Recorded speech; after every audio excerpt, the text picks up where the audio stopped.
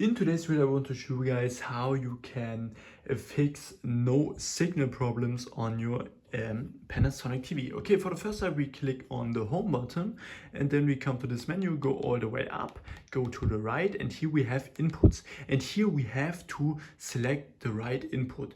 If you use cable or antenna, you have to choose this. Click on cable and then you can like see something if you want, but you also can go to inputs again, and here on antenna you can do a auto tune or a channel scan like this. Okay, and then you also, if you have AV, you can click on it, and this is the same, you can choose this.